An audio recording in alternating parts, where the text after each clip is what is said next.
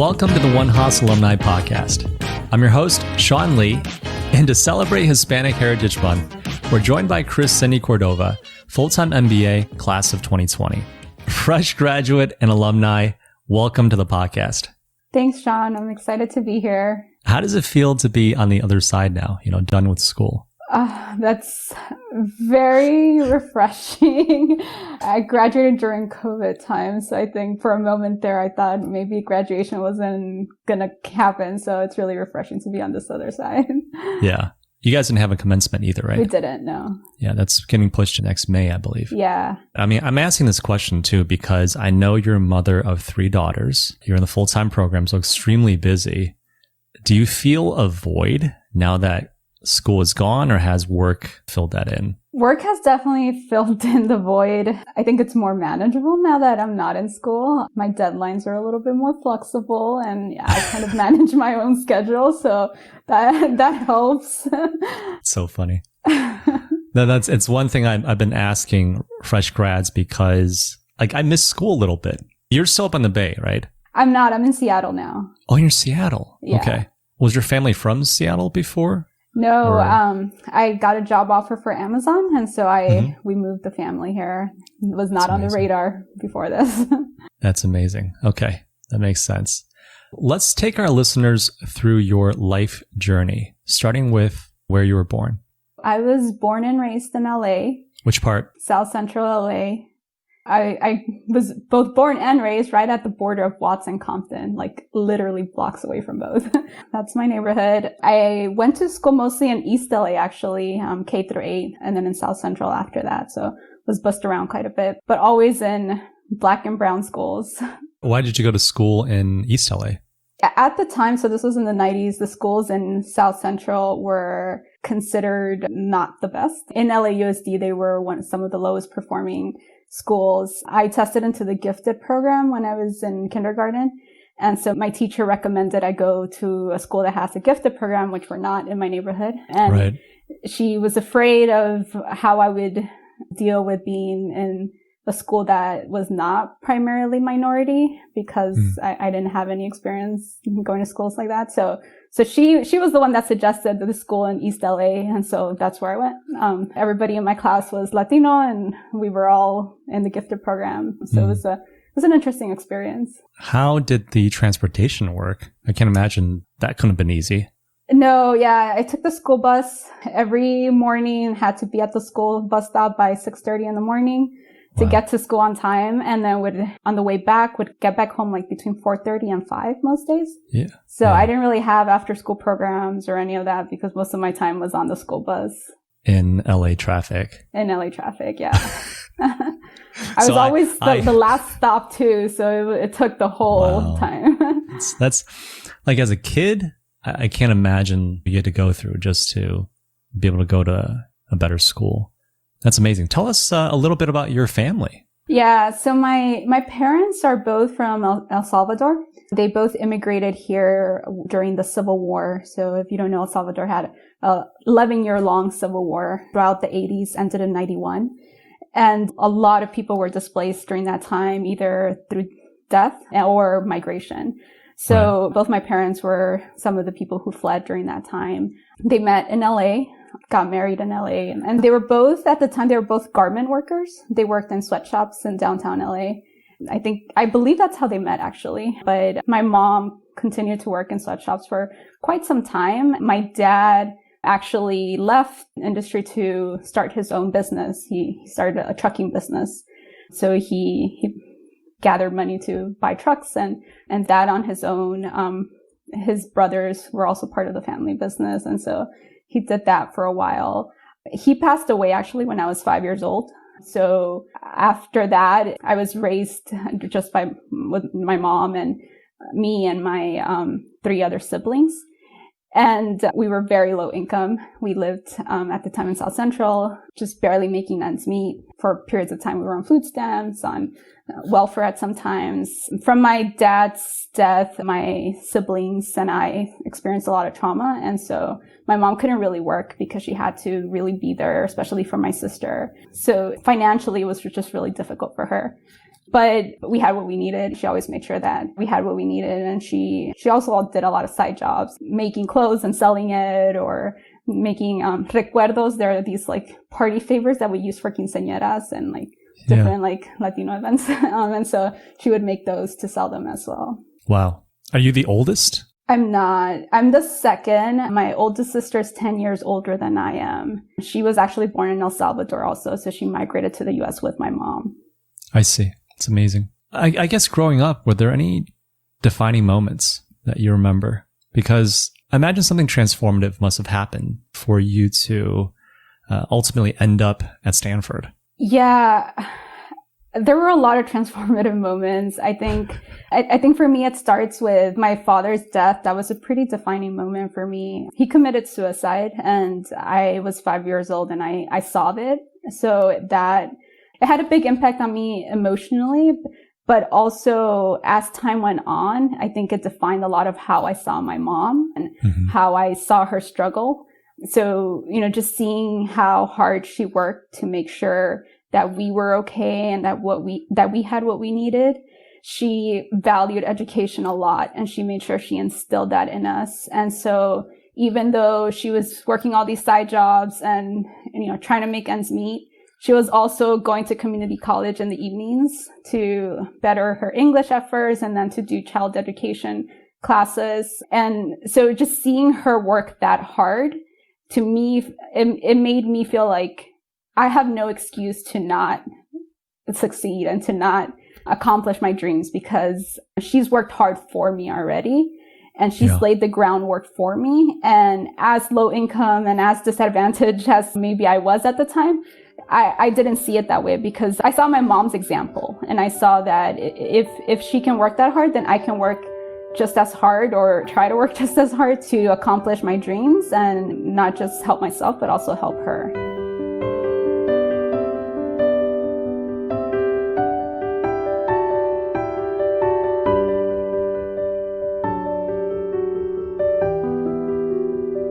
So let's fast forward a little bit into Stanford.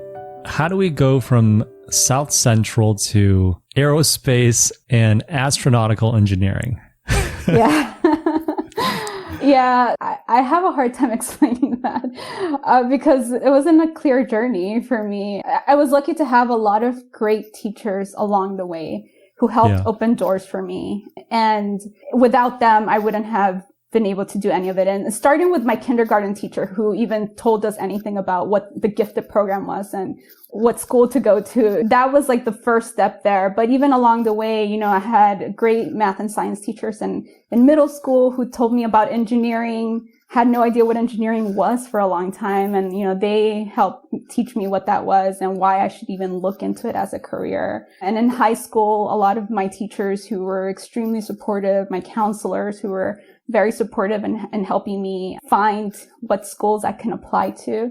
All of them played a big role in my life. There were a lot of nonprofits that I was also involved with.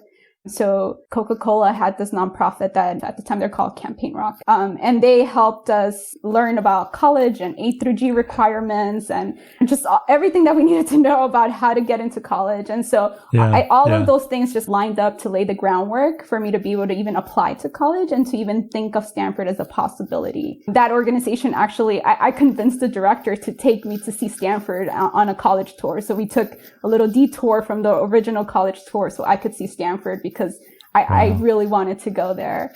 So that's how I think, all of that led up to me ending up at Stanford. When I got there, I was still learning what engineering was. I still didn't really have an idea what it was. I couldn't even really think of what a career would look like because I had never met an engineer in my life before.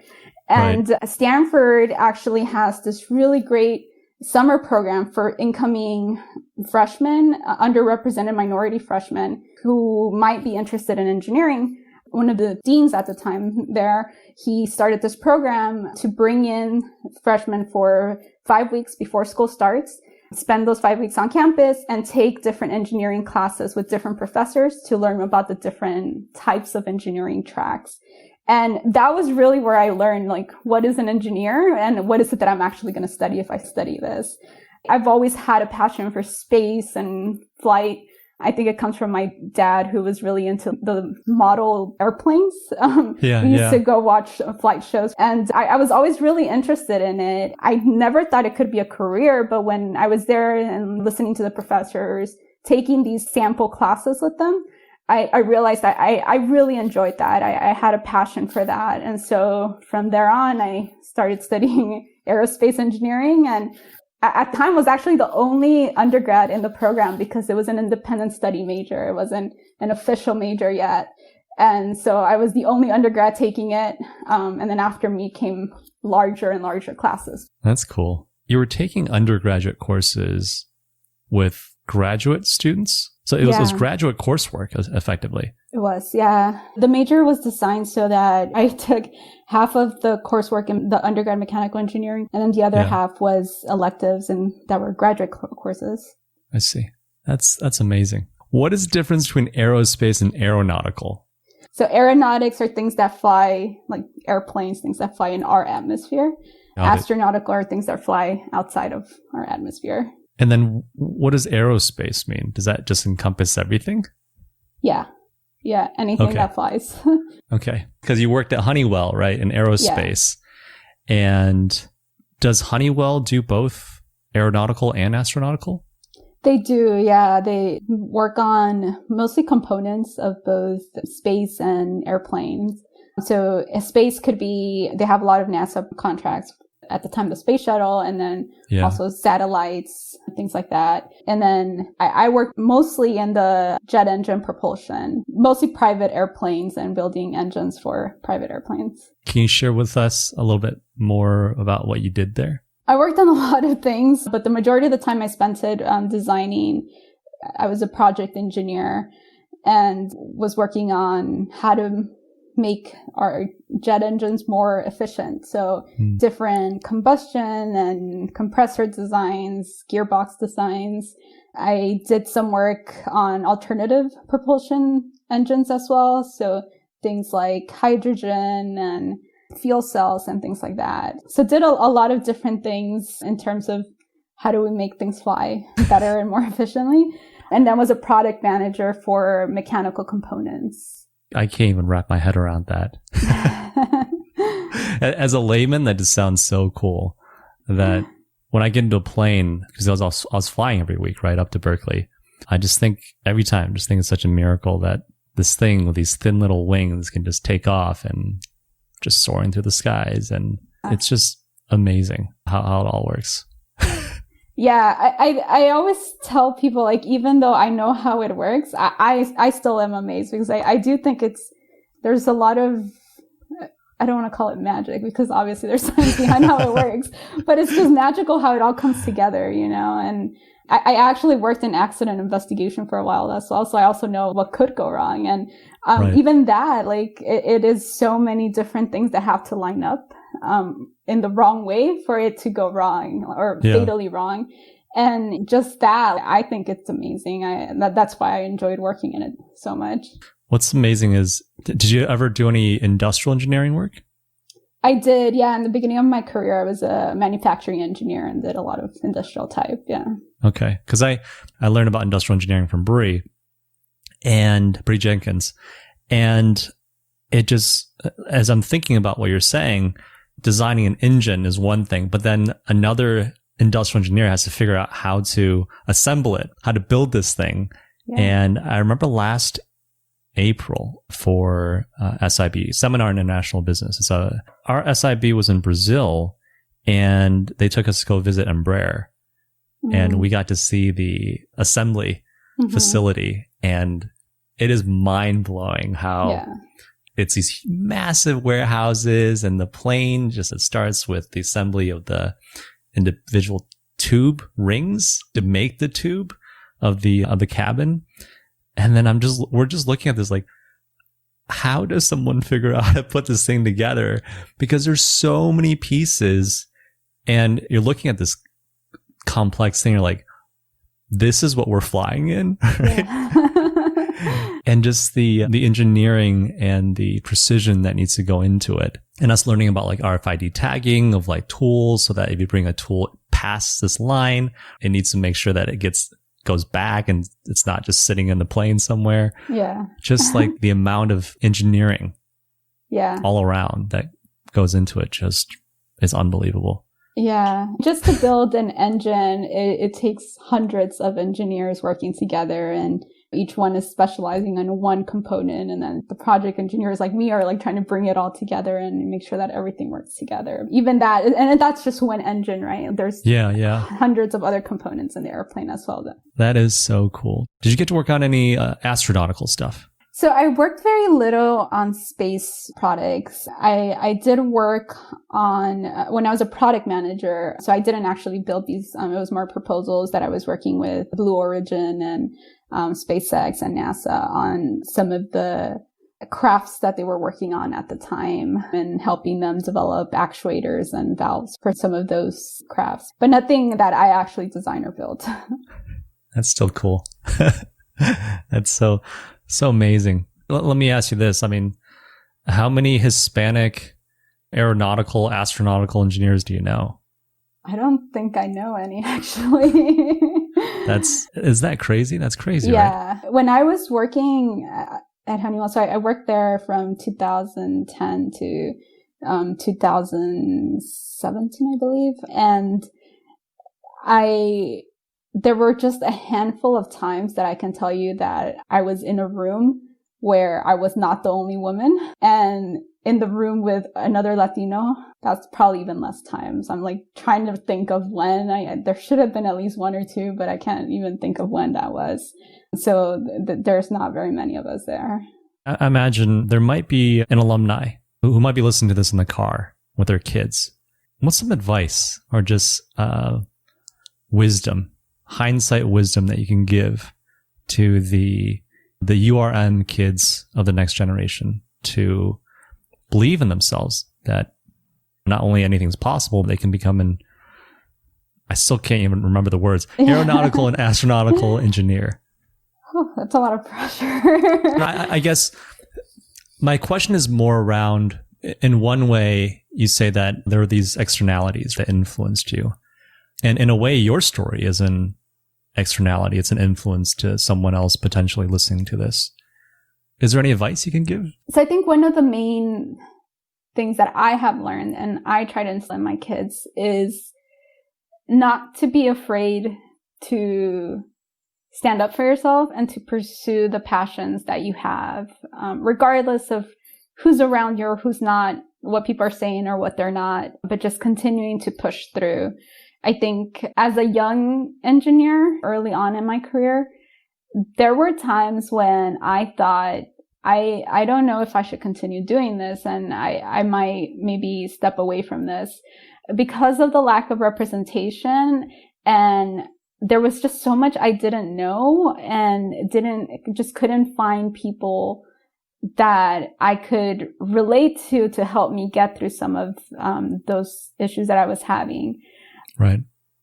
I think the other big piece about that is also finding the mentors and the champions that will help you, even if they don't look like you, even if they can't relate. And I think I find myself very lucky to have found those people. Some of the leaders at Honeywell that I was able to form friendships with, and they were white and male, so did not look like me, couldn't necessarily relate to my story, but they valued my story, and they took the time to get to know me and to get to know what I cared about and what I wanted to do with my career, and help me form the path that I needed to get there.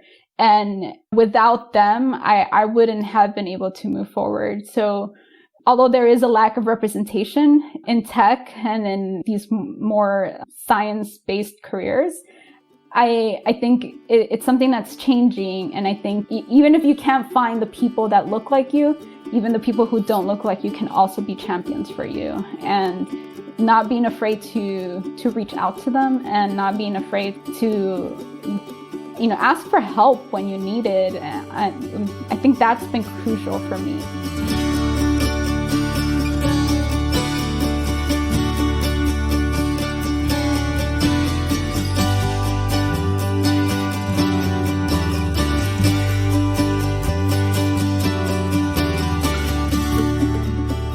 That is really great advice. Thank you so much for sharing that.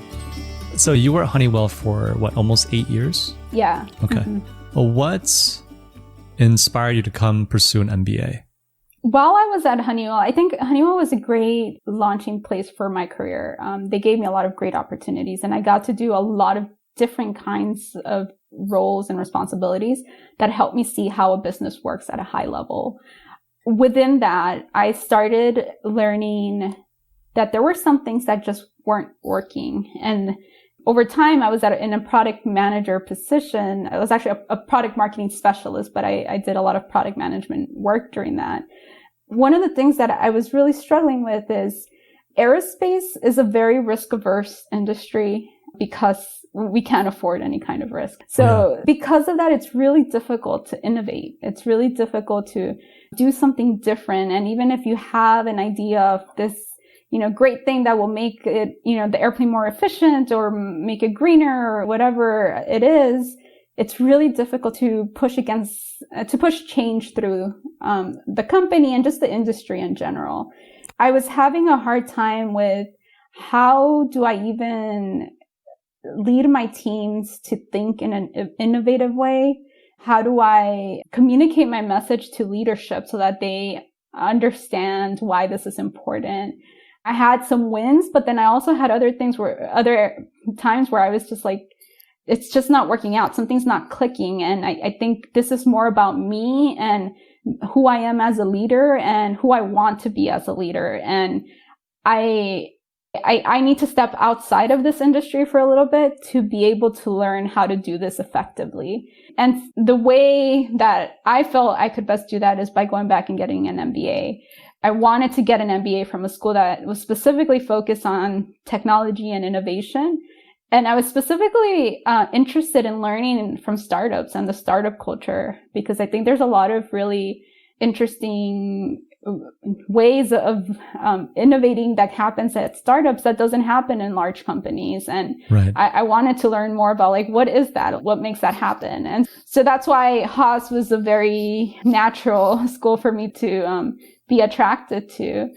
And I also wanted something where, because I had been there for so long, I had been there for 7 years, a lot of my peers were doing part-time programs at ASU, but I felt like if I didn't completely step away from it, I wasn't going to completely learn what I wanted to learn. And so I needed to do a full-time program that would take me completely outside of this industry and company and just refocus how I thought about leadership.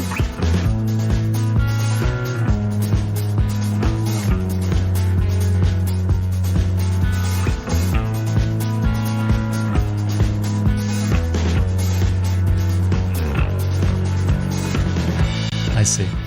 So once you came to Haas, I noticed that you explored product management at Amazon, right? You had an internship there, but you also had an internship at the venture capital firm Plexel Capital. Just really curious to hear what was pushing you towards the venture capital space. I feel like I have a lot of different things that I'm passionate about, and then trying to figure out how to turn that into a career has been one of my struggles. But the way I see it is I have what I want to do as a career, and then I have all these side things that I want to work on. I love technology. I love innovation and leading teams. I really enjoy product management. So that's why Amazon for me was just a really great fit. But on the side, the other thing that I'm really passionate about is how do we route capital to more entrepreneurs of color? Right. That's something that I've thought a lot about, and I've throughout many years and have dabbled in here and there. But the main issue I see is I specifically think about my community. So, South Central LA, but also just the Latino community that I'm familiar with. I've mostly run in largely immigrant, Spanish-speaking Latino community. And what I see is a group of people that are very entrepreneurial. Mm-hmm. I know so many people that have launched their own businesses and small businesses, but they're doing great things and they're very scrappy. Everything that you think of when you think of a typical entrepreneur in Silicon Valley, right? Yeah, very scrappy. They do a lot with just very little resources. They're very passionate. They're, working day and night to make these dreams happen. But I don't see enough of them getting the kind of capital and mentorship and all these great things that Silicon Valley entrepreneurs get. And right. I see that as a really big problem. And because of the spaces I've been able to be in, even though my career is very different from entrepreneurship or VC, but the circles that I've been able to be in through Stanford and through Haas and through, all these different things that I've done on the side, I feel like I've learned so much about how this industry works that I want to figure out how to create opportunities for more people of color to have the same right. kind of resources.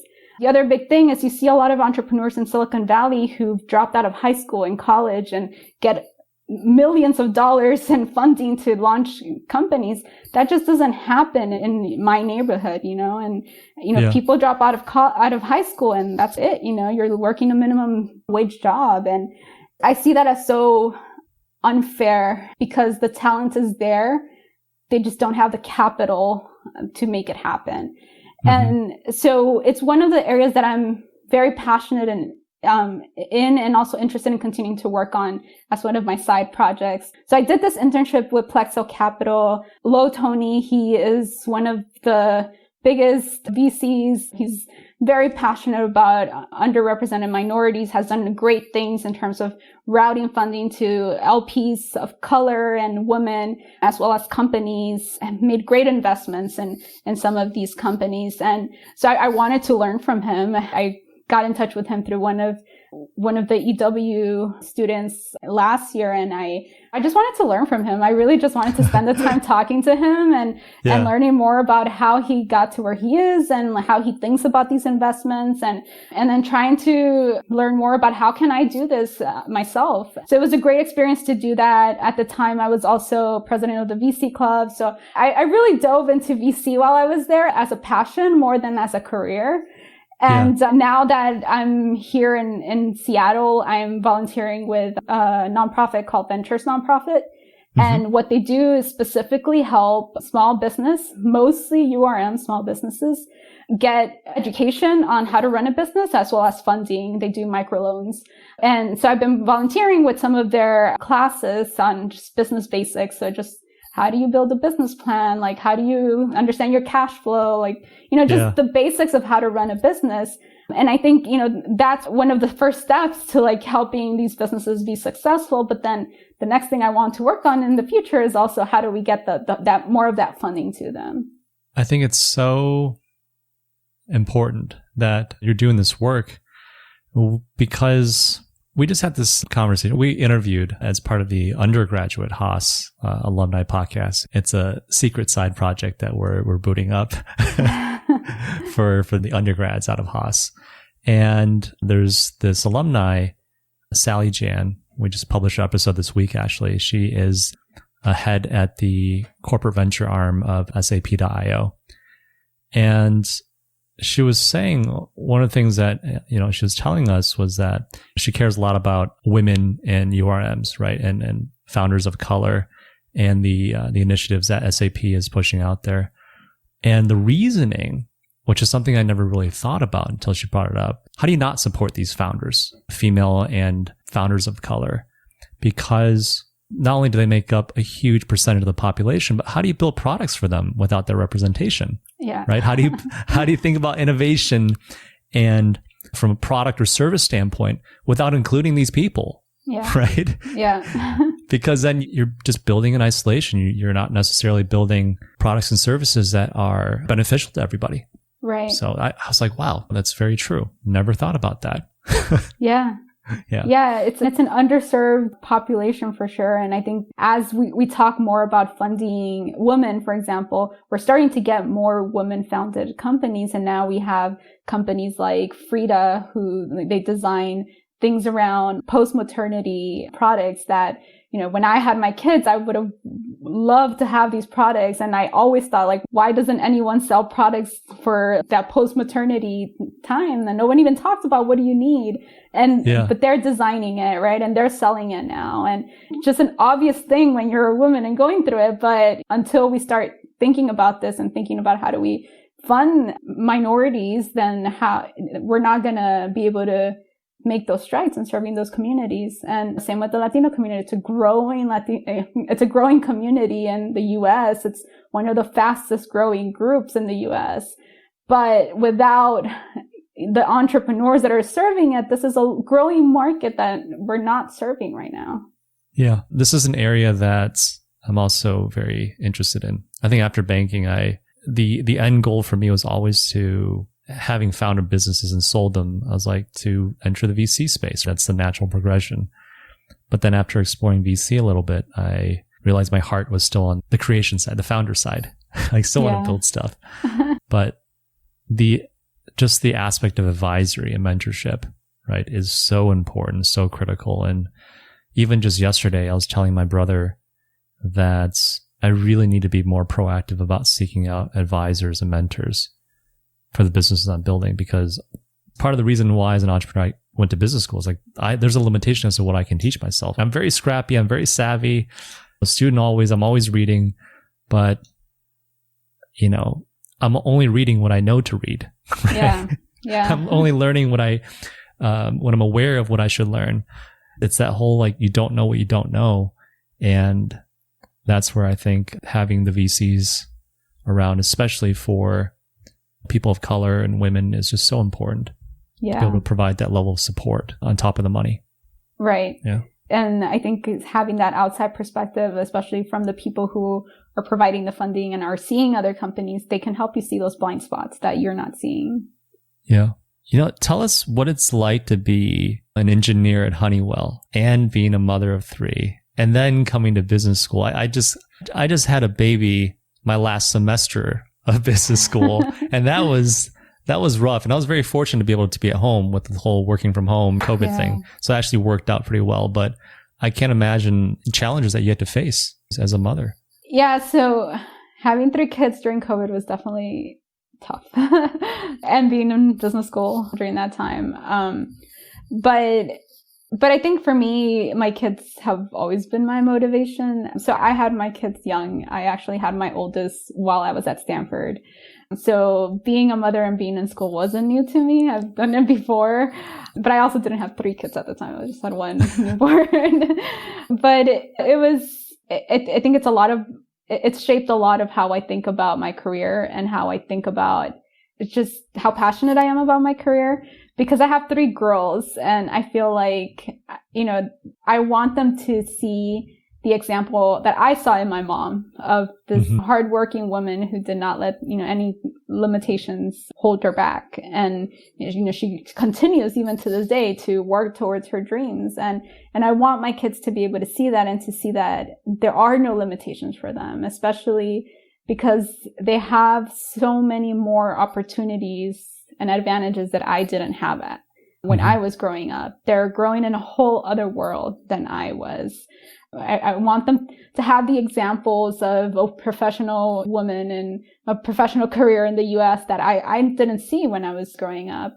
But at the same time, I also want them to be very connected and proud of who they are, of their heritage. To me, being Latina is really important. Everywhere I go, I can't hide how I look. I'm obviously brown. I'm not even white presenting. I'm obviously brown. And that has an impact everywhere I go, whether it's positive or negative, it has an impact. And I'm proud of that. I'm proud of my people. I'm proud of my heritage. And I want them to be proud as well. Especially because unlike me, who grew up in schools that were mostly Latino and Black, they're growing up in schools that are mostly white. And now that we're in Seattle, there's actually more Asians than in some of the schools that they were in previously.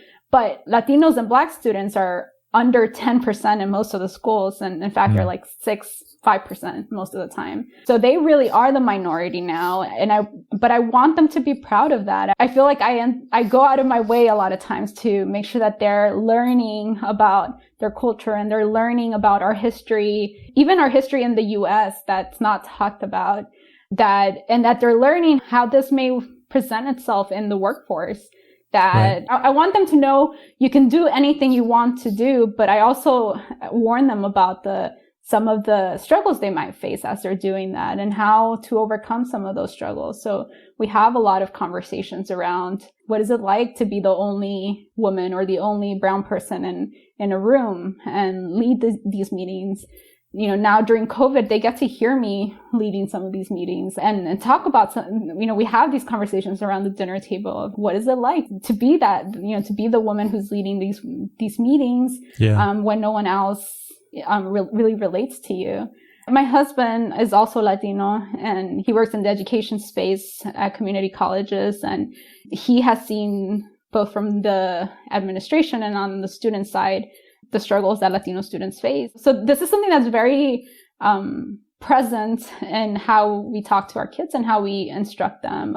We want them to recognize their privilege, because despite being a minority, they are also privileged with having parents that are educated and having opportunities that around like just knowing the world and knowing different cultures that we were not exposed to.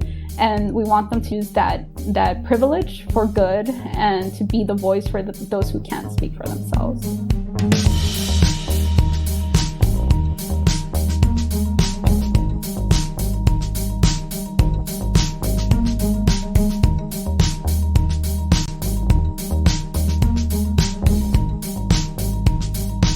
You know, this brings up a question, and it's not often I get to ask this question and hear this perspective, but, you know, with all the rhetoric that's been going on in this country since Trump came into the presidency, what kind of impact has it had on, you know, your family and your kids, especially because you guys are of El Salvadorian descent? And for our listeners, you know, Chris is wearing a, you know, Close the Camps t-shirt.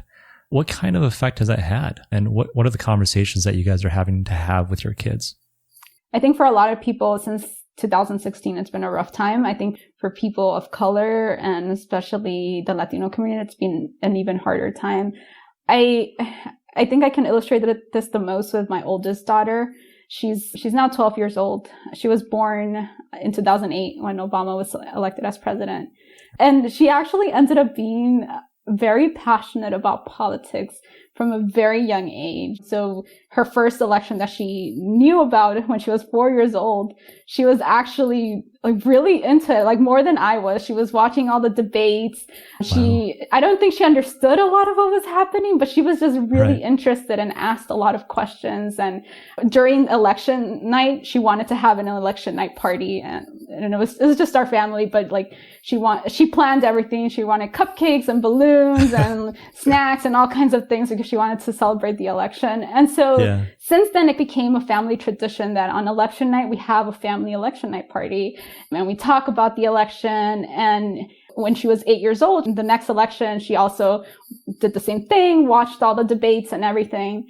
That 2016 election, I can tell you, it was really rough because she was watching everything. She was hearing the rhetoric around, you know, the bad hombres, all this stuff about how Mexico is, you know, sending bad people and build the wall and all of these things. And as a child, as an 8-year-old, there's only so much she could really comprehend of what that meant. But what she did understand was that it was seeing her as a brown person, as someone who has family in Mexico and El Salvador, because my husband has family in Mexico, that her family was somehow bad people, and that the whole build the wall thing, it really impacted her. Like she cried many times asking, like, am I like never going to be able to see my family in Mexico? Because if they build the wall, like maybe I won't be able to visit them anymore. And we had to have these conversations with her of, you're safe and don't worry, like we will take care of you. But there's only so much reassurance we can give her when like so much is up in the air and this rhetoric is happening. That night, like for many other people, it was really rough on us, and especially for her.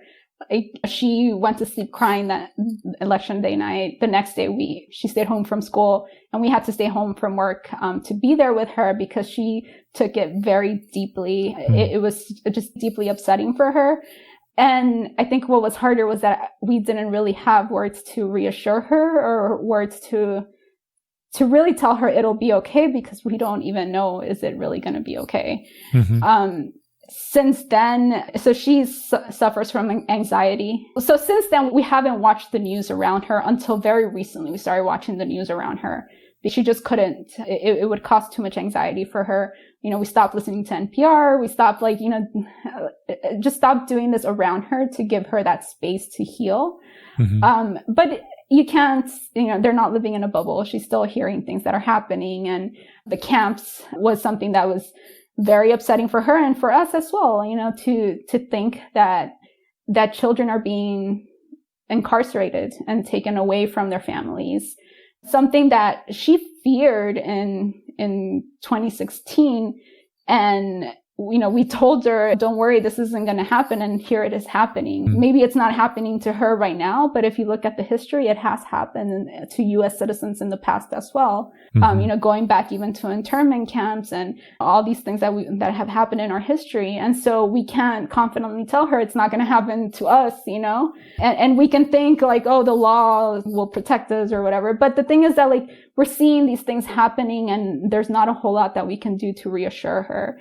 And that's been really rough. One is I'm happy she has the empathy and understands that even though we are living in a different world than a lot of our community is right now, that mm-hmm. they're still our community and we're still connected, and what impacts our community impacts us.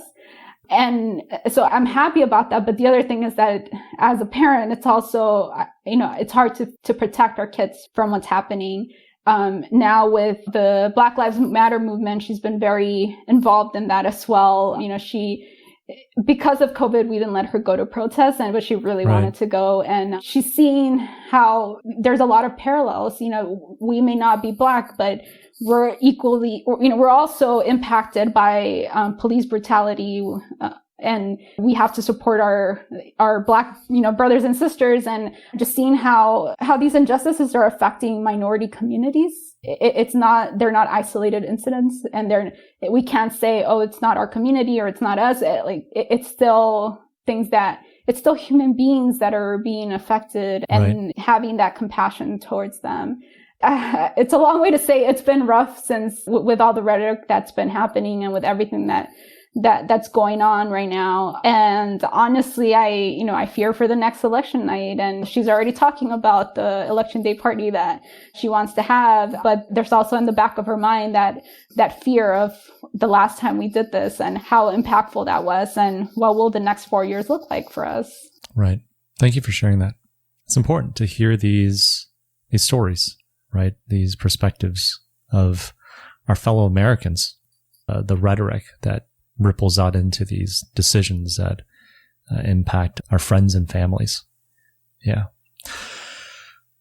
We need to end the episode on a lighter note.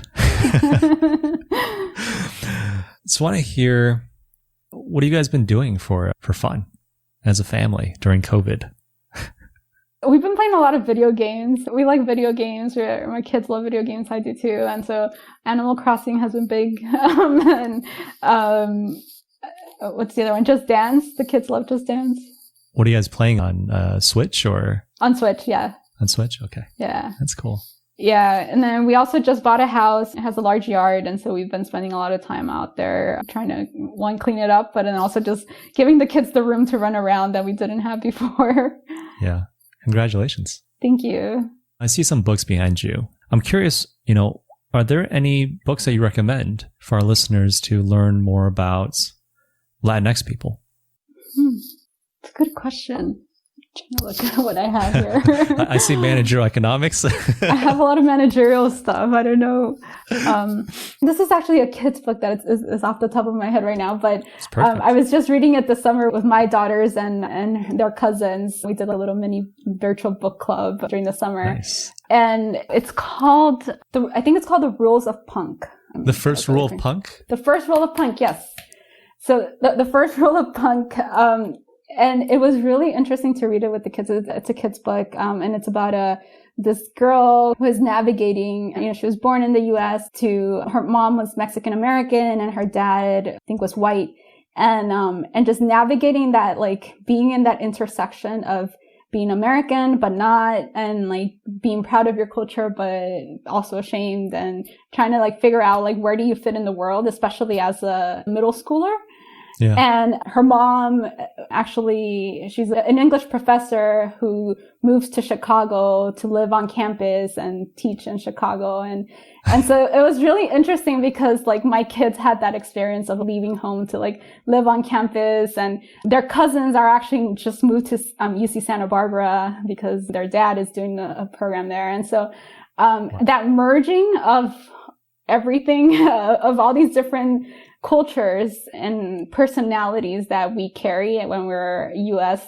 Latin American, and just how do you navigate that? And even though it's from a kid's perspective, I think there's a lot of truth, and like it's really true as we grow up that we're still kind of navigating that. And it was interesting having these conversations with the kids of like, you guys are struggling with this, and you know what, I still struggle with some of this as well, and just kind of like talking through that. It was really interesting.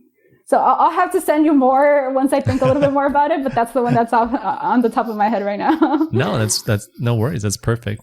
There's a lot to be said about children's books, right? I mean, they're written by adults who are in a way telling sometimes their own life story, and kids are definitely a lot more mature in many ways than we think they are. What they even have to teach us in return. Right. Yeah. Well, this has been wonderful. This has really been a pleasure, Chris, getting to know you and hear your story. Thank you so much for taking the time to come on the podcast today. No problem. Thank you very much. It was great talking to you too. This was really fun. Thank you for tuning in to this episode of the One Haas podcast. If you enjoyed our show today, please remember to hit that subscribe or follow button on your favorite podcast player. We'd also really appreciate it if you could give us a 5-star rating and review. You can also check out more of our content on our website, haaspodcast.org. That's podcast with an S at the end, where you can subscribe to our monthly newsletter and check out some of our other Berkeley Haas podcasts. Until next time, go Bears.